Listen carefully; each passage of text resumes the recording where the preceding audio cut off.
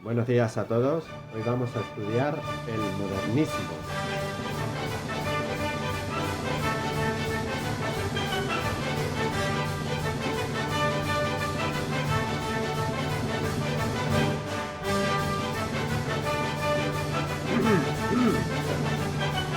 Bueno, como comentamos el otro día, tras la literatura realista, en España surgen dos corrientes que tradicionalmente en nuestra historia de la literatura se han separado de manera tajante, que son el modernismo y la generación del 98.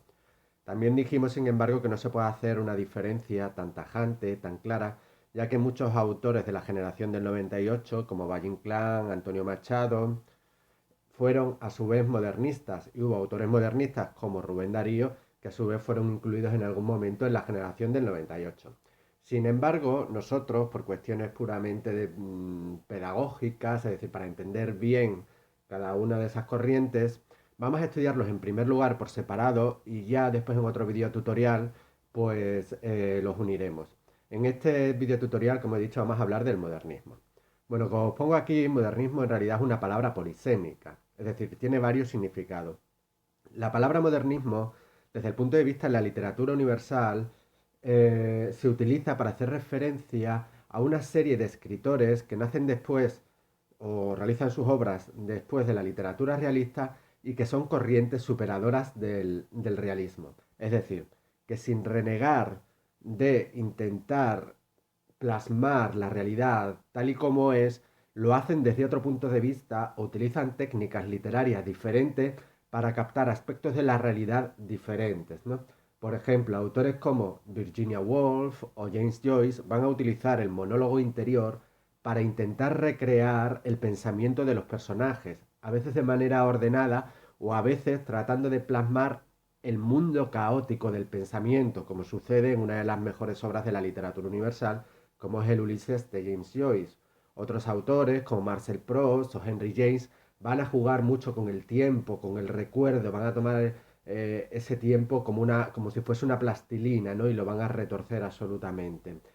Todos estos son autores, y muchos más que no he puesto, que pertenecerían a corrientes muy diferentes, a periodos que van desde la última parte ya del siglo XX, desde el finales del siglo XIX hasta el primer cuarto del siglo XX, que pertenecen a países distintos, algunos son norteamericanos, otros son franceses, Kafka, por ejemplo, era checo.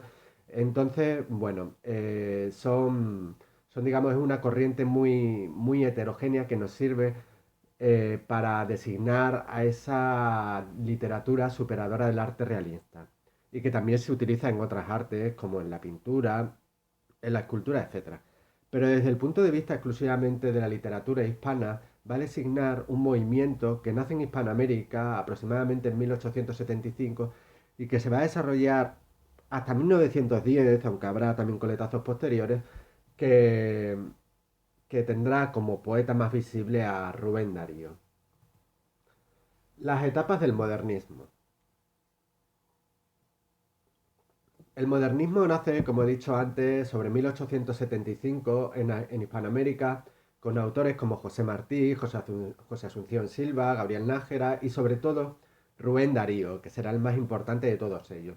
No obstante, no hemos de pensar que los otros son figuras eh, secundarias.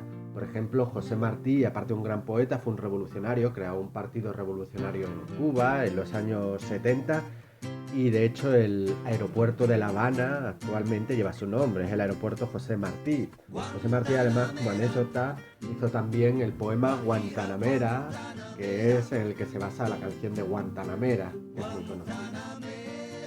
El modernismo español, a su vez, tuvo precedentes antes de la llegada de Rubén Darío, porque Rubén Darío llegó a España, estuvo en diversas ocasiones en España y estuvo mucho tiempo también en Francia.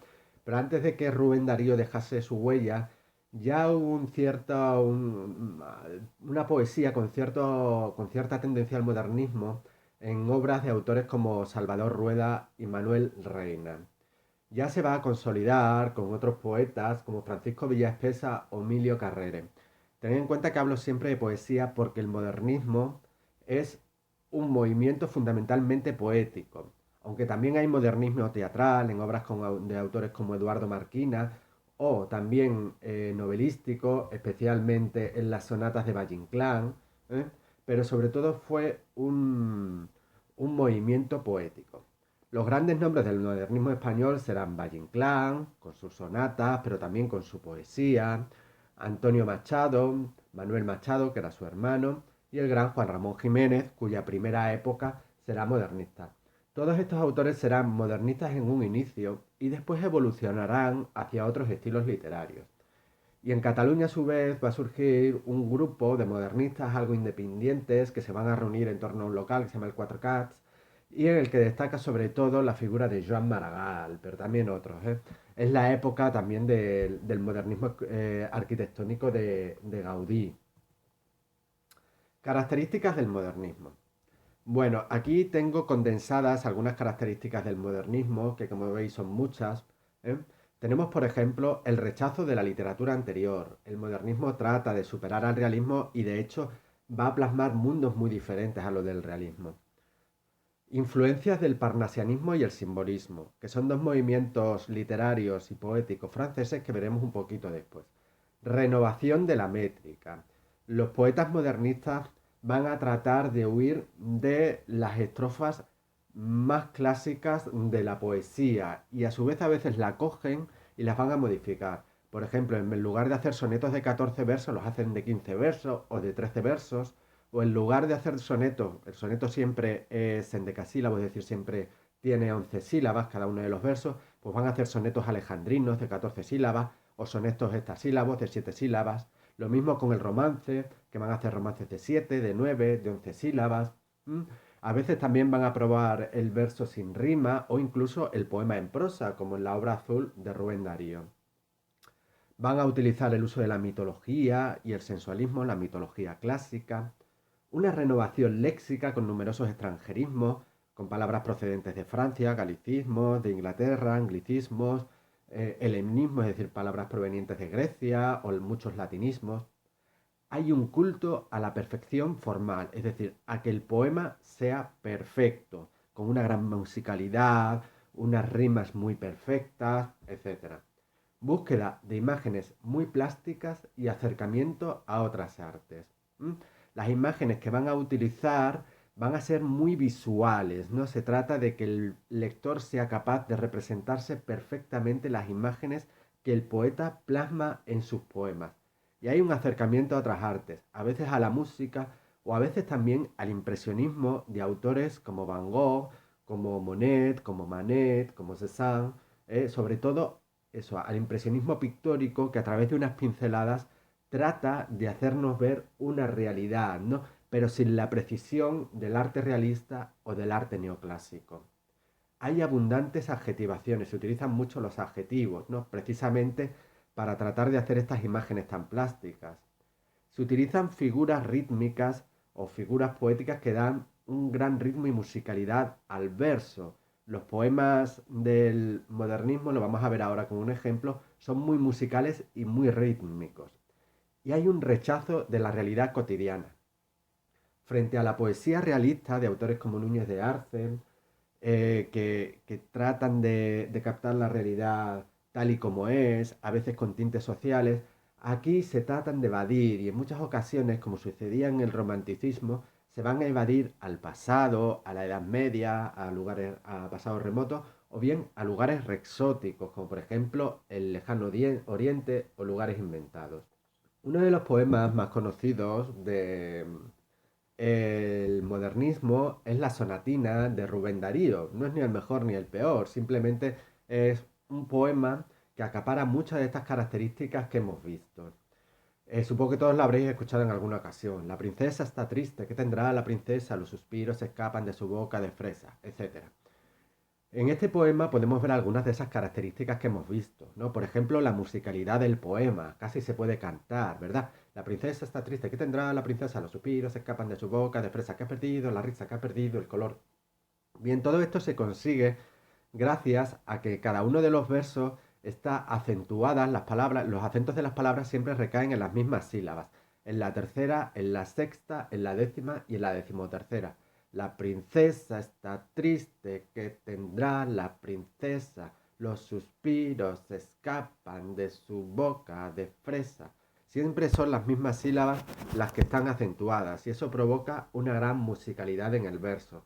También se hace referencia a lugares exóticos, como veis, ¿no? El cielo de Oriente.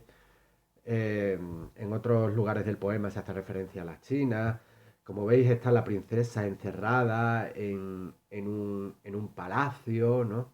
Con su silla de oro, ¿no? Son todos esos lugares exóticos, imágenes muy plásticas, una gran adjetivación, la princesa está triste, la boca de fresa. Esto no es un adjetivo, ¿no? Pero es un complemento del nombre que actúa igual que el adjetivo. La princesa está pálida, ella está en el vaso olvidada, se desmaya la flor, los pavos reales, la princesa es parlanchina, vestida de rojo, eh, la libélula vaga de una vaga ilusión.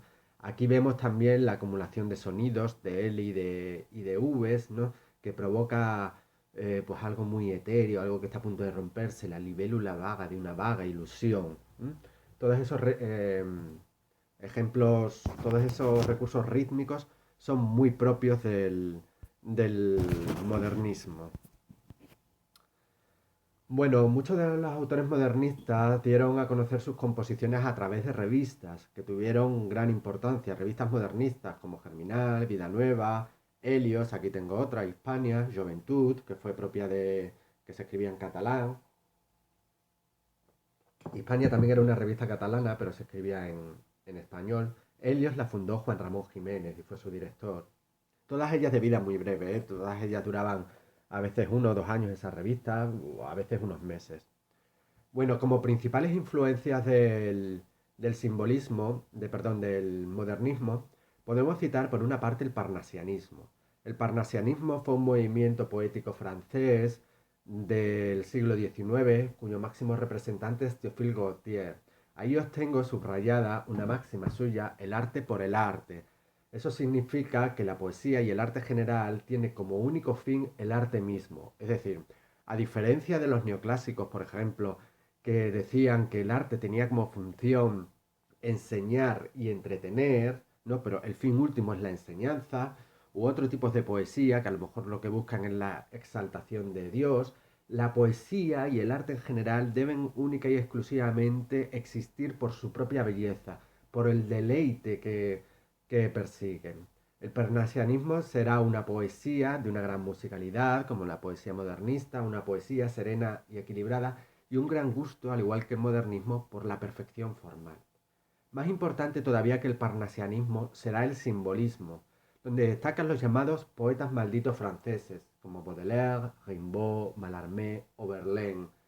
Utilizan imágenes muy audaces, imágenes insospechadas y sobre todo la utilización del símbolo.